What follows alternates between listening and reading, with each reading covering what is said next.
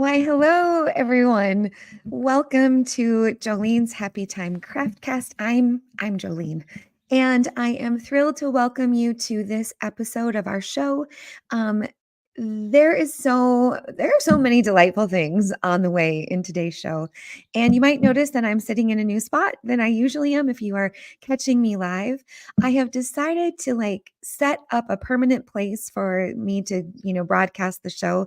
I don't know if you know this, but for the longest time, I was sitting on the floor in front of the fireplace in our living room. And I noticed as I was watching things back that I just fidget and move all the time because I'm so woefully uncomfortable sitting that way. So now I'm set up in my office. I have it set up forever. I also have my microphone in a place that doesn't look inappropriate. So, yeah, so here we are in my office. And thank you so much for joining us. I hope you all have been well and wonderful. So let's talk about today's show. Today's show, our guest is Paige St-Pierre. And Paige and I have a lot in common. And I'm really excited that she is my guest today because we both get really excited about sustainable practices in our artwork. Paige and I were both in the last issue number 7 of Strawberry Moon magazine. And Paige had an article about petal prints, and she'll talk more about that here in a few minutes. And I did one on eco dyeing. So she and I have in common this quest for sustainability in our artwork. And she says really amazing things about, let's get into the practice of replacing and repairing it, or repairing instead of replacing. So I'll let her talk more about that, but I know you are going to love, love, love her. She's a fiber artist. She is a teacher. She's an educator. And she's got a great presence on social media. So please, please help me. I know you do a good job of welcoming Paige to the Happy Time Craftcast. Hi, Paige. Hi. Hi. Thank you so much for being here. So like I said, you and I have a lot in common when it comes to sustainability in our artwork. Me with books and paper. Can you talk a little bit about the role sustainability plays in your artwork? Yeah, just about everything that I do, I'm always kind of thinking, what do I already have? Yeah. So instead of, taking a trip to the local craft store, I'll kind of look around my house and think, how can I reuse what I have and turn it into something new? So it saves you money, and it's also you're almost more creative because you're not starting with someone else's raw materials. Right. I agree. I agree. So, can you give an example of some of the things that you might look at and say, "Oh, I already have that." What do you then do? Yeah, I think it would be old clothes would be something. We have a lot of those in my house. Yeah. And if something's, stained or ripped, I kind of look at it as a creative opportunity versus like, oh, dang, now I have to throw that out. So Right. it's kind of fun. Like I think, oh, how can I cover that stain with embroidery, or how can I dye it, or how could I cut it up and turn it into something new? Or if it's stretched out, how could I refashion it? So, That's amazing. So, are you then also kind of in the lane of visible mending and those kinds of things? yes, I can't stay in one lane, Right. Fair enough. Me either. Me either. but it's all kind of under the huge umbrella of, yeah, visible mending and using the waste stream as my raw materials. Um, Same. You and I yeah. have that in common because I mean, and I've never used that language, but I'm going to start. Like the waste stream for me of books and magazines and paper, and then, doing something else with them instead of adding them to landfills. So I totally get what you are saying. So as folks, come up and they're like, "So hey, Paige, what do you do? What do you usually say? How do you describe yourself?" So I'm a teacher. I started my first career as a public high school teacher. And I love that. But now I've pivoted a bit to art and fiber arts, and I've melded both of my loves of teaching and fibers and fabrics and nature and flowers. Mhm. kind of in a big new career. So That's I love awesome. to teach people how to reuse things and just kind of give them some skills. Because we don't really have hand skills anymore. We don't really teach that anymore, which Sure. is, I think it's Unless they're starting. holding a phone, right? Like, that Right. seems to be, like, the way lots of us use our hands. Yeah. Yeah. So just kind of helping people, reconnect with nature and kind of see their surroundings with new eyes, and that also includes what you wear and the textiles in your house, and how could you reimagine those things to be still useful to you. That's incredible. So can you give me like an example? So like when you're talking about like eco dyeing or botanicals or prints, and I think you even mentioned that, it's not uncommon for your neighbors to drop off dead bouquets of plants or flower arrangements and their old jeans on your doorstep. Just like for me, my neighbors drop off buckets of books, which I appreciate. So what might you do when those things land on your doorstep? Yes. My husband's like, why do we have someone's old jeans on our front porch? I'm like, don't worry about it, I got it. Right, So right. I'm so excited about this. yeah, so I just it's just all part of my revenue stream, right? Of, okay, what can I do with this? How can I make a jacket out of it? Or like, for example, with the old jeans, Yeah. I had brown pairs and black pairs and regular pairs, and I cut them all up and I patchworked a jacket, and I made a winter coat for my little one out of it. It was just so fun. I It's so funny you should say that because I have a little baby Poshmark addiction, because I am pretty thrifty. Like I enjoy, a good like shoes, for example. Like my favorite pairs of shoes are kind of expensive. They're like, I don't know, $130. And I would much rather find them on Poshmark, for 54 or something like that and be so, so excited. But one of the things that I have been searching, Paige, I'm not even kidding, daily is a patchwork jacket. I want one so bad. And I mean, I kind of muscle my way through when I am sewing anything. Like I am not a precision artist by any stretch of any imagination. I am more like a muscle it together until it fits. So how do you advise people like me that like I can't sew, like I can embroider and I can kind of whip stitch, but how do we do it when we can't necessarily construct? Yeah, I would say just kind of start out slow, and you could sign up for one of my classes. That Um, good. Yes, of course. That's a great idea. I love that.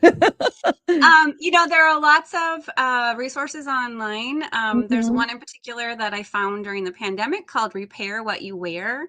And Love it was that. a lady in the UK that started this kind of like an open source, do it yourself Mhm. mending show, or website, That's cool. Yeah. and it has videos and stuff. And so I would say, yeah, just kind of start where you're at, and grab some books if you learn better that way, or grab somebody crafty that to show you, and Mhm. just really embrace your where you are. And it's so easy to get caught up with seeing all these beautiful, very Right? fancy visible mending, things on Instagram and social media. But Yeah. I would say you have an innate creativity. Like everyone is creative, and just start where you are, and give yourself grace, and just start a daily practice. I love that. I love that so much because I think too, like I know a lot of crafters. Um, we say, I can't imagine doing that. Like I don't know how to do that. It comes up a lot, in some of my projects where, I am folding, 3,000 pieces of paper. And somebody might say, I can't imagine doing that. Like, how do you have the patience? And I think what you're saying is right on that, like, a lot of handiwork is practice. It is just spending some time in that space. And, I tell folks too, like, if you don't enjoy folding 10 pieces of paper, don't take on folding 3,000. right? So I imagine in the classes that you teach, like, can you give me an example of what might be starting small? Like, what is a good starter project when we have some of these, like, let's say we have jeans, Yeah. right? Yeah. If not a jacket, what's another thing we could Yeah, possibly? yeah. So a lot of people come in with jeans that have holes in the Yeah. knees or wear in the backside. And Mm-hmm, mm-hmm, so you know, that's a really fun class to teach because people come in and they don't even know how to thread a needle. They don't even right, know, and so they're like, I can't. And so right. I say, I don't expect anyone to know anything. So we start off from the beginning and we just start with using a needle threader, and that just blows people's minds. They're like, what? That's a thing? I did not know that was a Yeah, thing. there are like three of them. And then we start, with the running stitch, which is Mhm, this super basic stitch, and making skills are mending skills. So if you learn how to mend something, you can also turn that into an artistic side. mhm, mhm. So by the end, I would say just start with the running stitch, start with learning how to, thread a needle and learning how to knot the end, and then start with the running stitch. And then as you do it, you'll kind of get in the flow and you'll kind of Mhm. come into a rhythm, and then that will get you, a little bit, you'll get excited and you'll say like, wow, I have some confidence. Like I can do that. And then you'll be ready to move on to the next baby step and the next baby step. And then pretty Right. soon you've got this like fabulous, Fabulous something, right? fabulous pair of customized jeans. I love that. So what do you do with the bouquets that end up on your doorstep? Oh my gosh. So the day after Valentine's Day, or the week after Valentine's Day, I should say, is so fun because everybody has all these flowers. And then instead of throwing them out, um, I tell them to give them to me. And so, That's awesome. I can't wait to hear what you do with them. yes. So this just kind of came about with, I just started researching, what can you do? What are different methods of using flowers? Like I love flowers and I've Mhm. always loved flowers. And I'm like, what can you do with them? How can you turn them into something else once they're kind of on their way out? And so the easiest thing is called bundle dyeing or eco printing. Yep. And you can do it on paper or on fabric. And so like if you had a shirt that was stained, you literally just take the dead flowers and you sprinkle them all over your fabric or your paper, and then you roll it up and you steam it in a steamer that you would not use for food later on. So Interesting. and So no vinegar, no water submersion, just steam. well, you if you want the colors to be affixed, you would have Mhm. to use what's called a mordant, which is Mhm. that's a whole other Yep. conversation, but it's easily found. And it's just a metallic salt that you pre-treat Mhm. the fabric with. So like when you're using like Procyon dyes or like tie dye, you have to fix it. So it's the same type of process, but it's a little bit different with natural dyes. And then the natural colors from the botanicals get steamed out, and then they adhere to the mordant that then adheres to the fabric. So the mordant's kind of like Wow. a bridge between the color and the fabric. So how far gone can these bouquets be? Like, are we talking crispy crunchy or Oh are we yeah. talking? Oh, crispy crunchy. Oh, yeah, they can be moldy too. Actually, the mold kind of adds cool colors to it. No way. That is so cool. Okay, so let's repeat because I'm not like I gotta make sure I have this. Okay, so botanicals, crispy crunchy or still with a little bit of pigment. Do those work too? Okay, so I could take those, roll them up in an old t-shirt, and steam it. Mhm. And then whiz bang boom, Bob's your uncle, and I got something cool. Yeah, And just don't use that steamer for food. correct. Okay.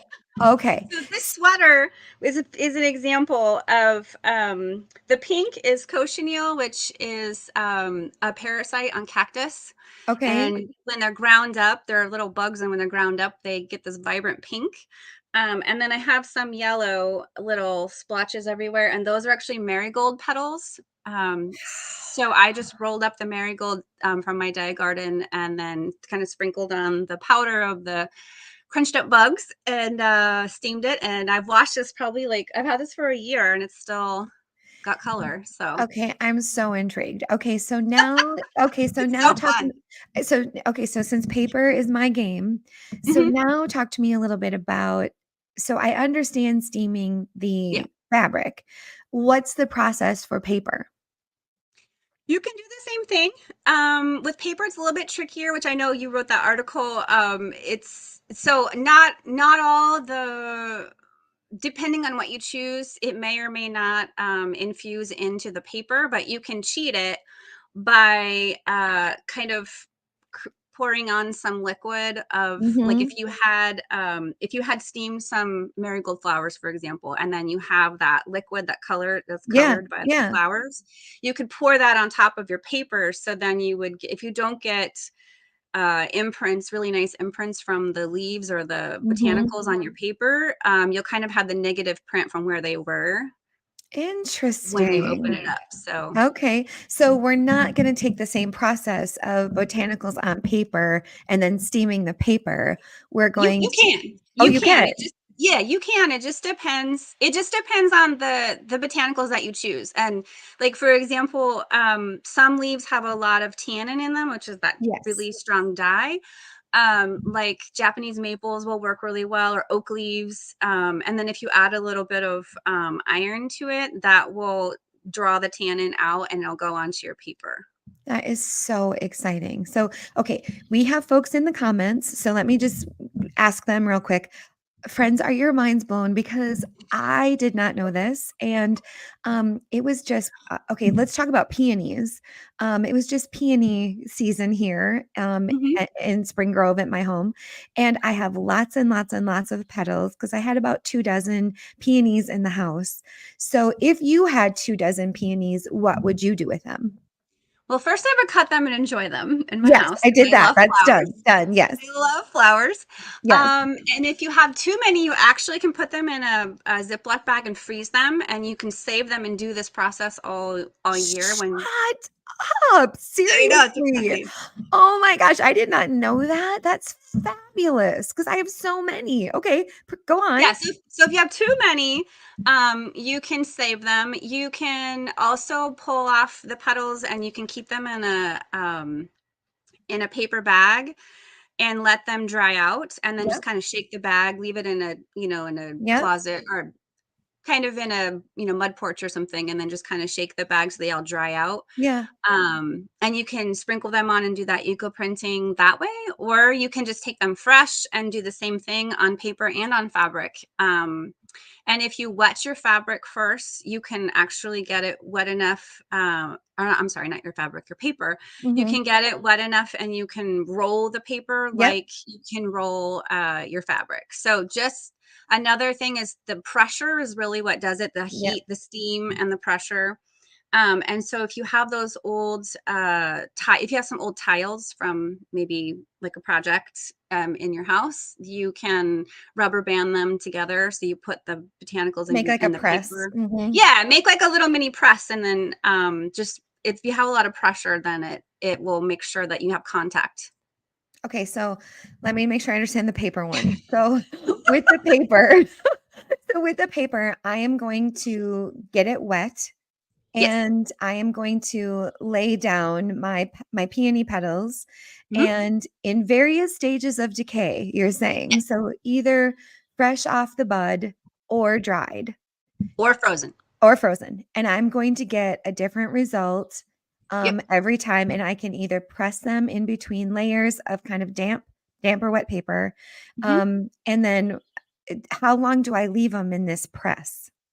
Oh, so usually for paper, in most fabrics, like 20 minutes to 30 minutes, it doesn't have to be really long. You can play around with how long you leave it in the press afterwards once you take it out. Like if you Sure. let it kind of cure overnight, or I usually am so excited to see what it looks like that I have Yes. to, I have to undo it right away. But if you do wait and if you are patient, you can kind of sometimes you'll see more of the color from the botanicals will have leached out and into the paper or the fabric. So Yeah. I am so excited to try this. Now, Kathy in the comments, Kathy, love you so much. She and I have a similar situation. I have white peonies and she's got petals that have turned white. So, what are your thoughts on what do we do with white? Yeah, I get that question a lot. Is this I gonna give me bet.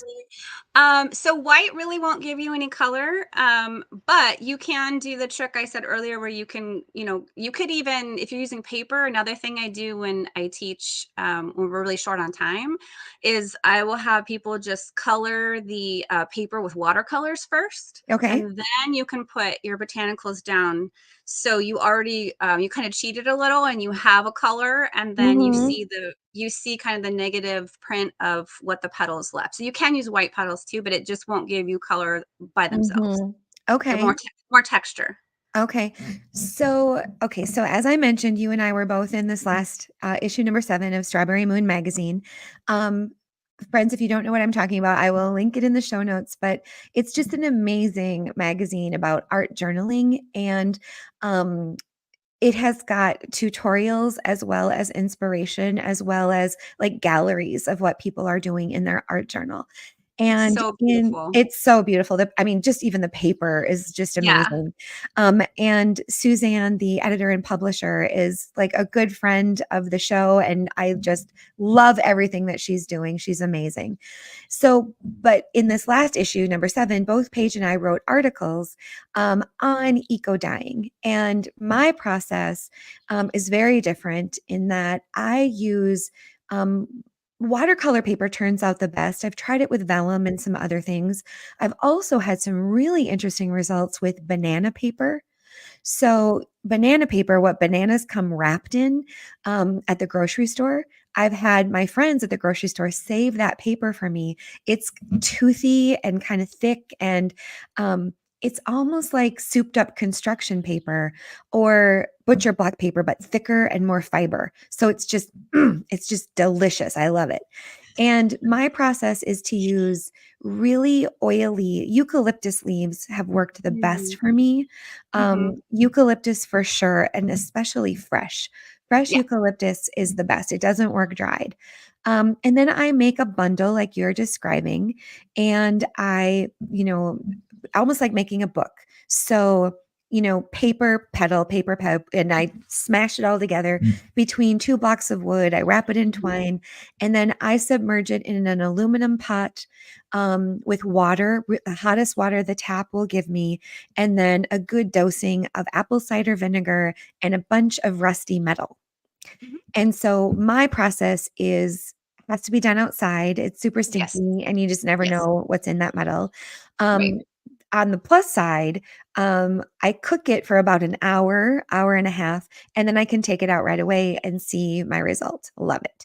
So, with your process in issue number 7, Strawberry Moon, you talk about making prints with a hammer and petals.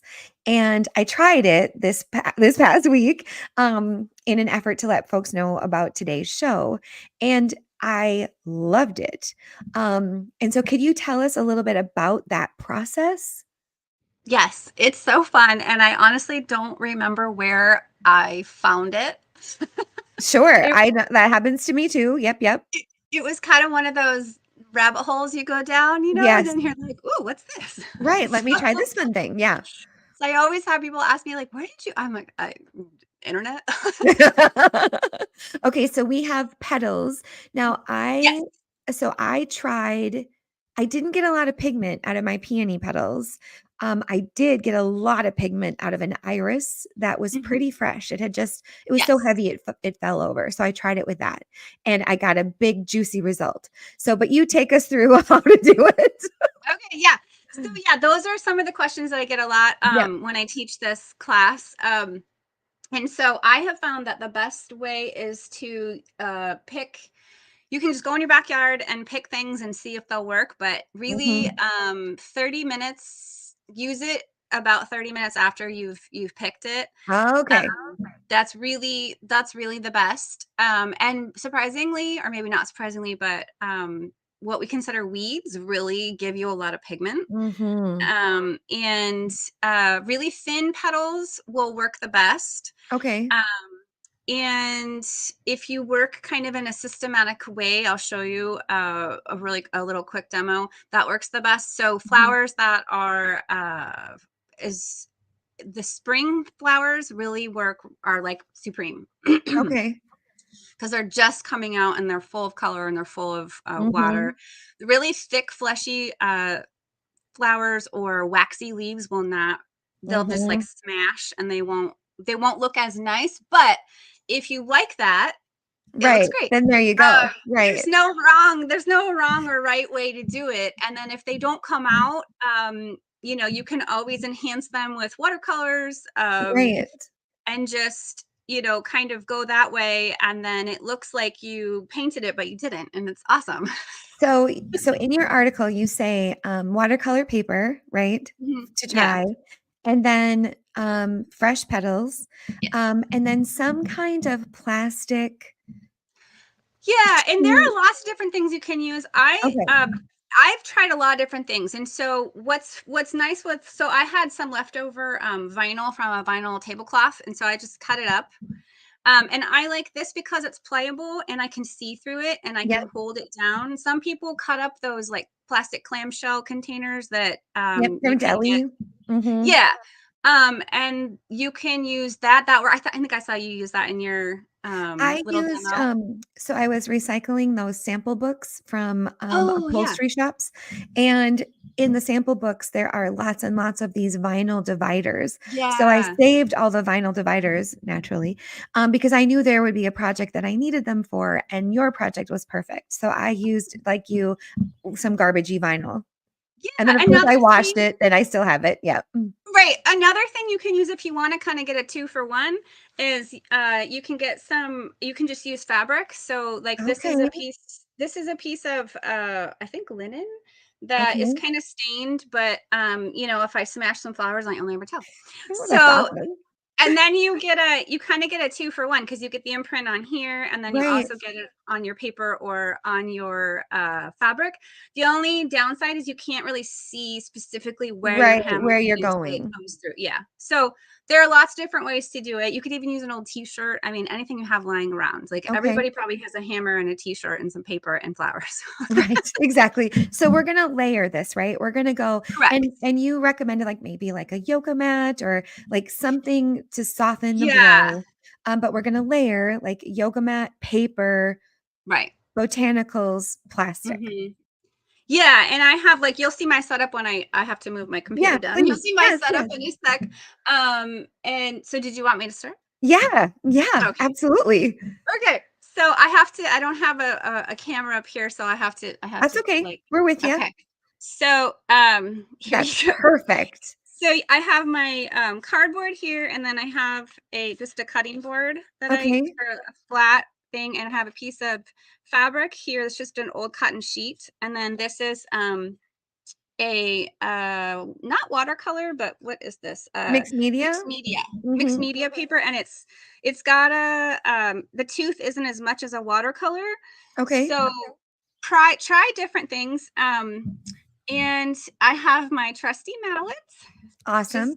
quite large. That's for bigger flowers. This one is a littler one that is Yep. kind of my favorite because you have this is more rubbery here and this is more strong Yep. plastic.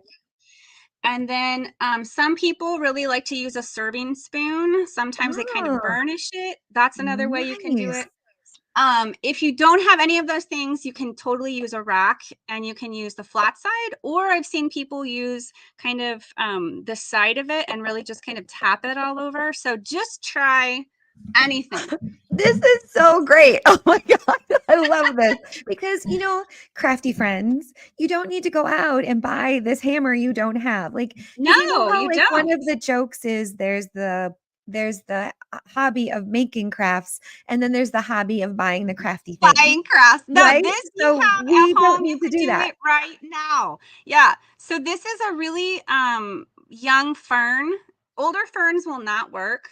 Right, too dry. Yeah, they're too dry. So I'm just gonna lay it down, and I'm gonna lay down my vinyl so you guys can see. Yeah. And then the trick is when you're holding it is kind of hold it in the section that you're going to smash it. Okay.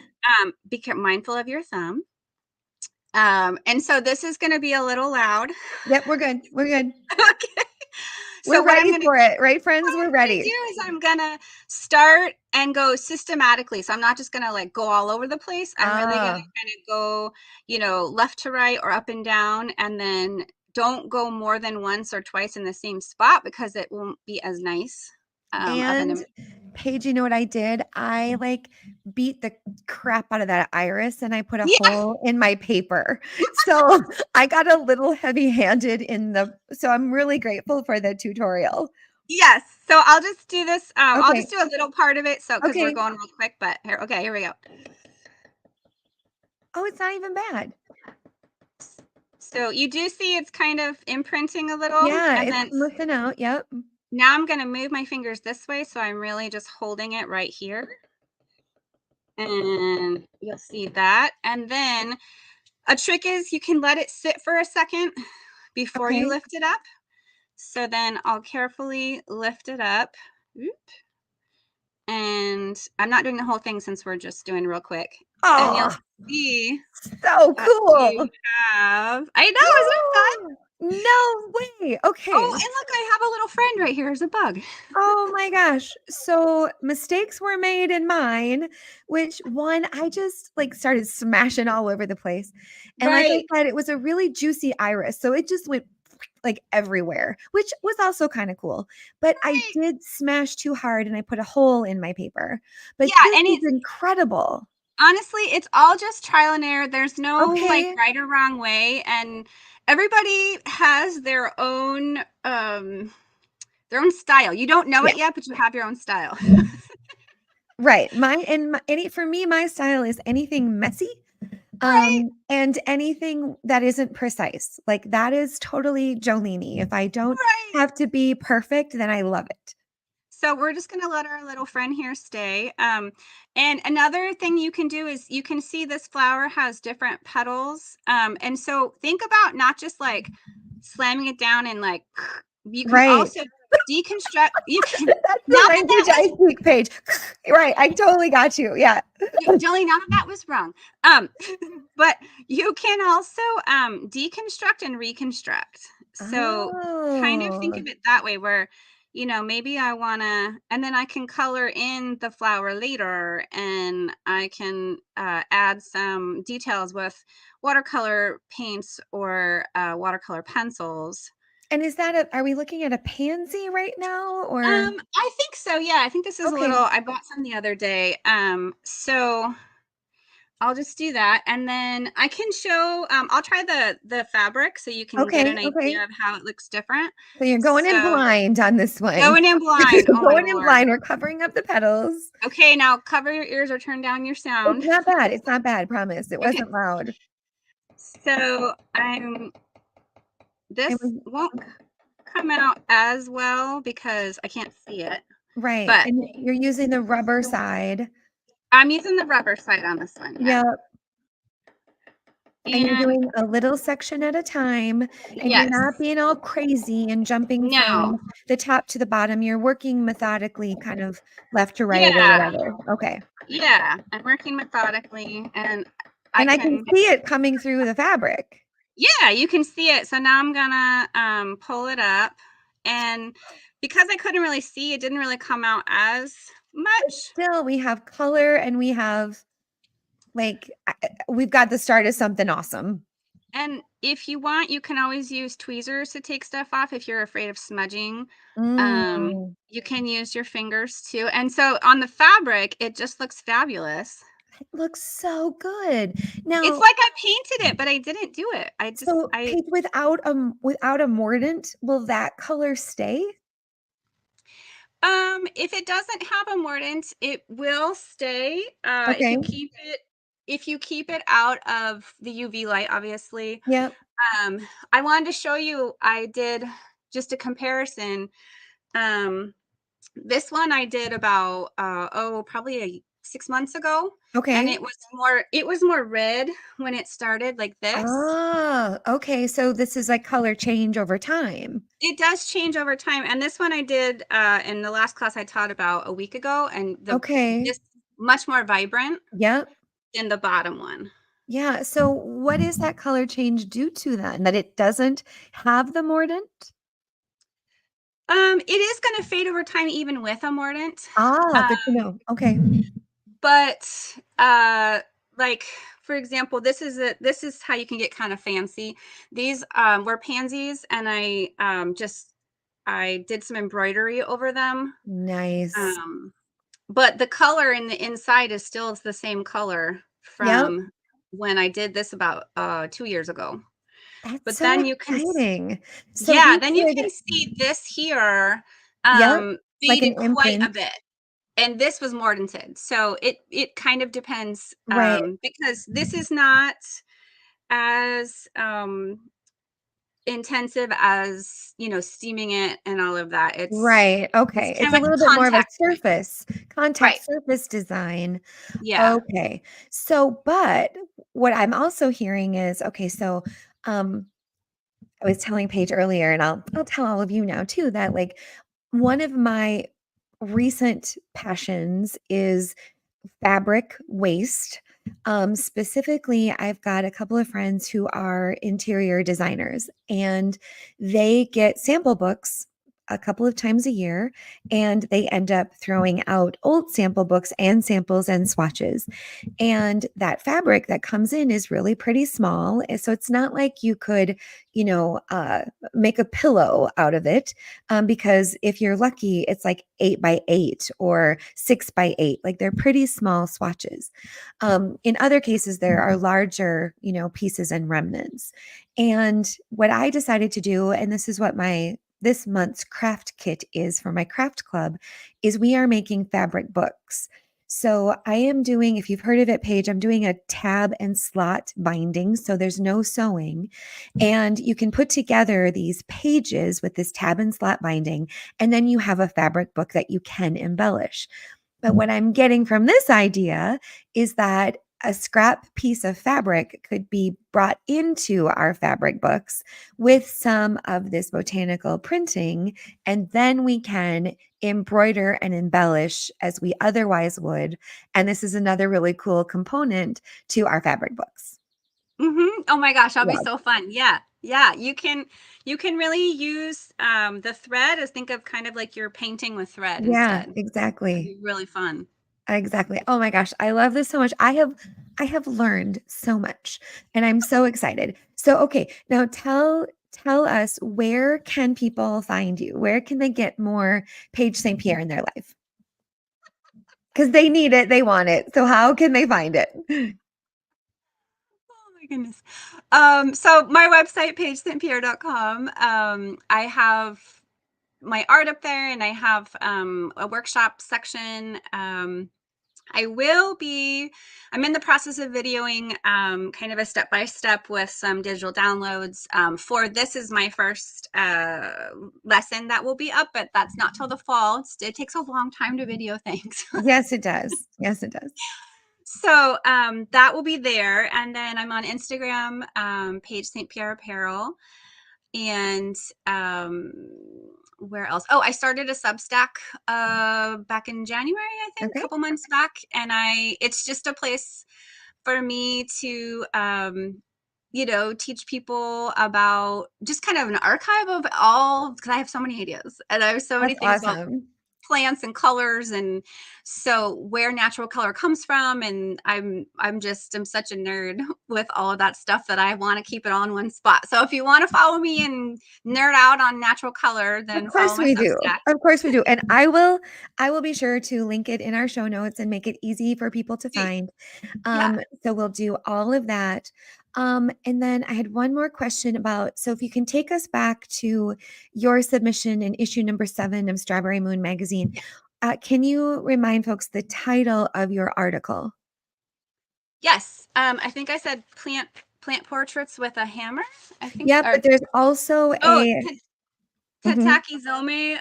It's Yeah. also called Hapazome, so it just means like plant prints or hammer Okay. dye or plant dye. So you'll hear it in different be called different things, and you'll Mhm. hear some people. There are some people on Instagram too who are so inspirational, and there's another lady who does. She calls it flower pounding or Okay. hammer pounding But flower it dye. means here Takaki Zomi. Tatakizome, yeah. Yep, that is the same thing. It's Um, Hapazumi.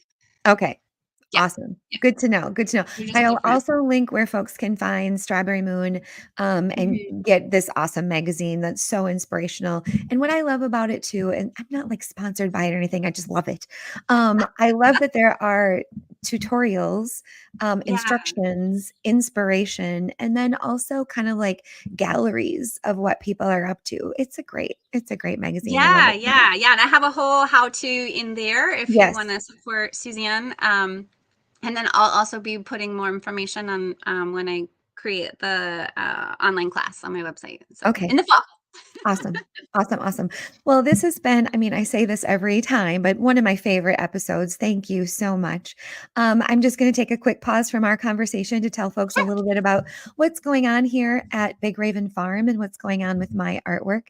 So, like I mentioned, this month's craft kit is about making fabric books. And I have been spending countless hours getting these ready, but I was just so very inspired to keep all of this fabric from not ending up in the landfill.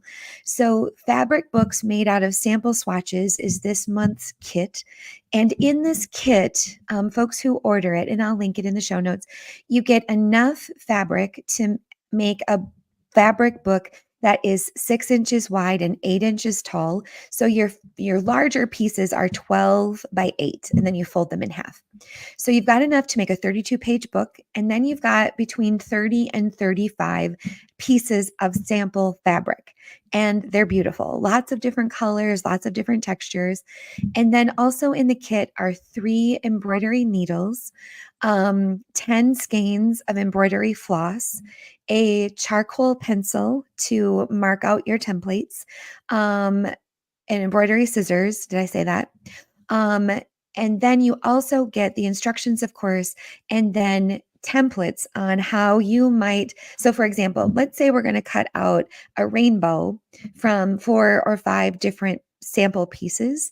So, you've got the rainbow, a hot air balloon, birds, bugs, all kinds of things. And then also a digital download that gives you 10 more pages of templates. And that is if you didn't want to free form your hearts and flowers, or if you didn't feel like you had the skills to just cut out a Pac-Man to make a mushroom, right? So there are lots and lots of support materials in this particular kit. So that's what's going on in June for my craft club. And then also, I'd like to share what I'm working on, what's on my work table. So, I recently finished a pretty large project. I call it Money Roll. And for those of you who've been following along, Money Roll was the top edges of gold gilded books. And I cut them all off, rolled them into coils, and then installed them on a frame that I had built that is 48 by 48. The entire piece weighs 106 pounds and it catches the light and it looks amazing. And I'm really, really happy with it. But it took me months to finish. So now I am working on, I've got a couple of commissions in the works, 2 feathered hearts. And then I'm also working on a tree of life for my mom. So my tree of life project is, coiled cardboard, and we coil the cardboard into making the tree. And then I sculpt the tree out of little bits and pieces of cardboard, so it looks real textury and real fibery. And my mom's birthday was May 20th, so I'm a smidge behind on that one. I've got to get that one done. So I will link in the show notes the tutorial on how you too could make a tree of life, if you are so interested. But that is what's on my work table. And of course, the goings on here at Big Raven Farm. We have art retreats, we have yoga retreats, and we have cooking retreats. And we've got Some are sold out, some still have room. So it just really depends upon like your availability of when you might want to come to Big Raven Farm for 4 days, Paige, 4 days of crafting and eating great food and staying at our country estate. So I will be sure to link all of those things. There's so much going on here at the farm. So thank you for indulging me and listening to that for a moment. And now, Paige, I want to jump back to one of the favorite segments of our show. And that is that I ask our guests 10 questions. And you can elaborate or you can just give one word answers.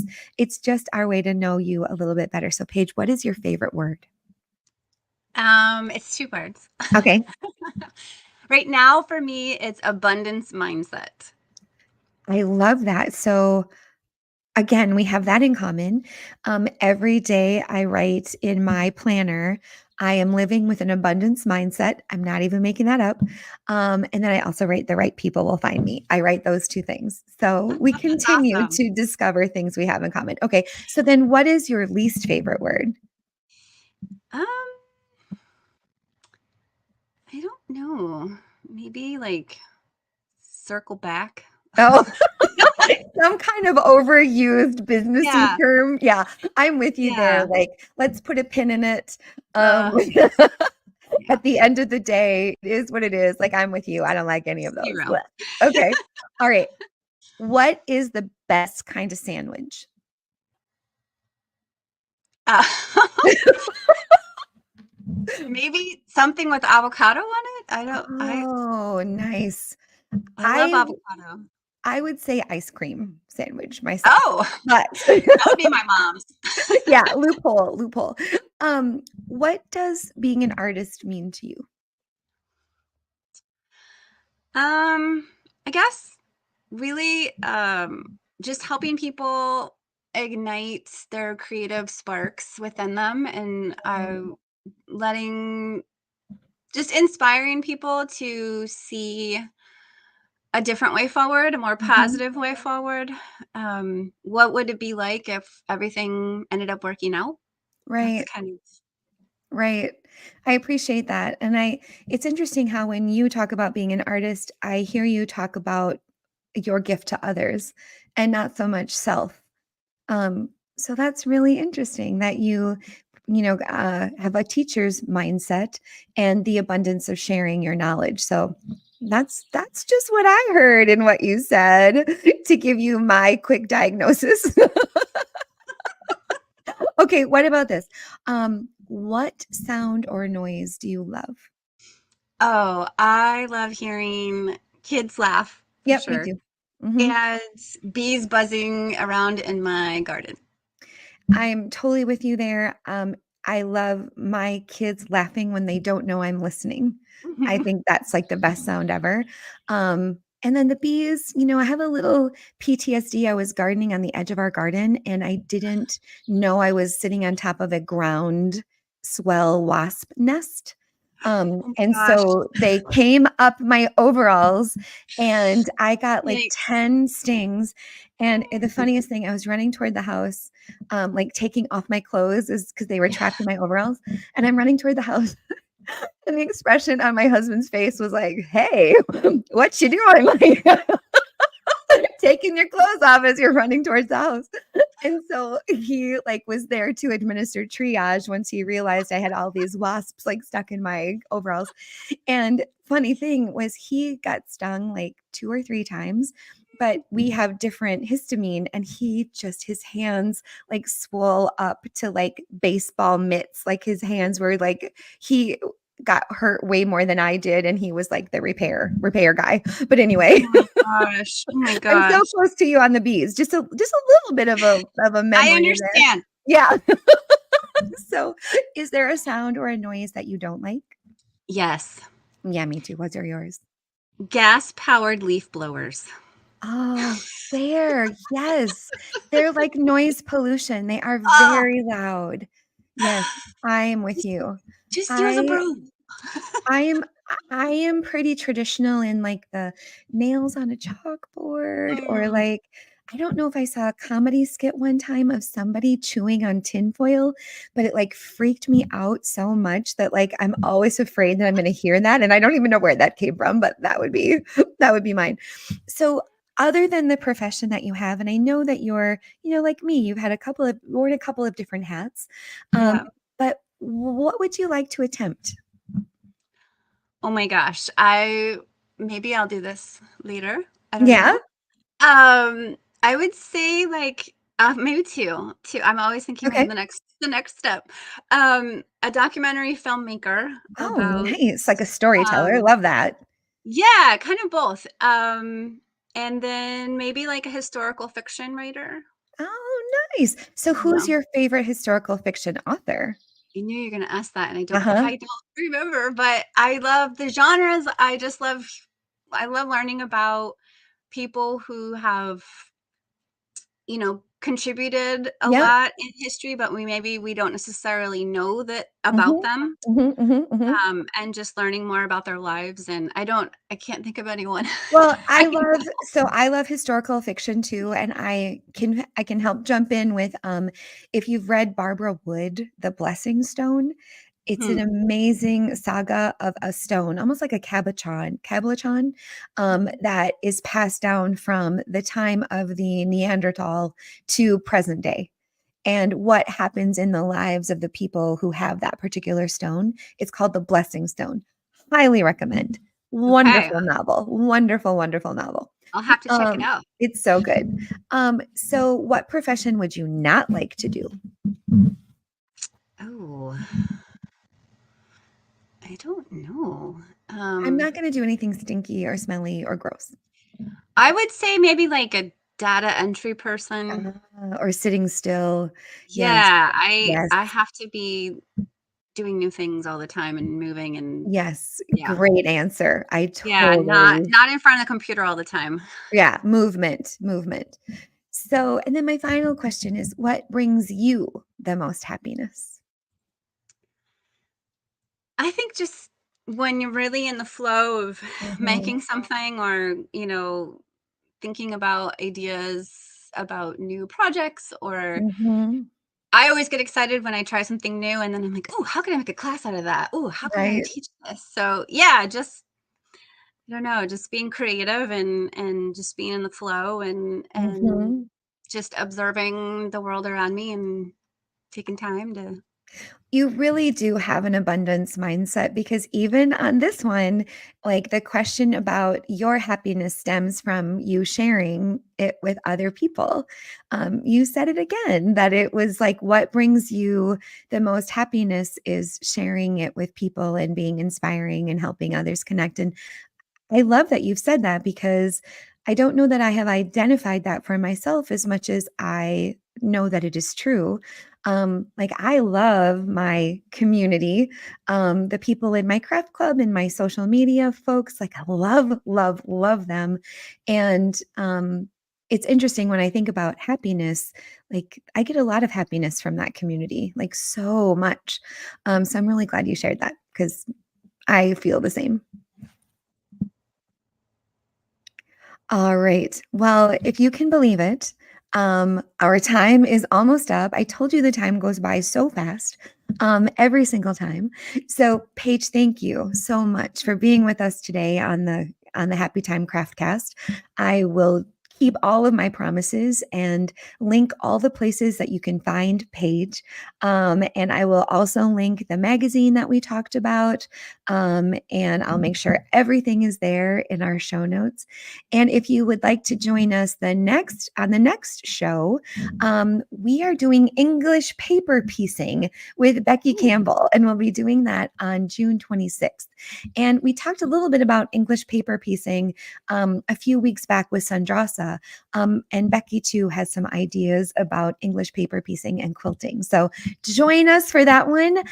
It will be on June 26th at noon Central or later on iTunes. So Paige, once again, thank you so much. I am so very grateful for the time we spent together. And for all of you listening, either live or later, thank you. And I promise we'll see you next time. it was Bye, so fun. everybody. Thank you.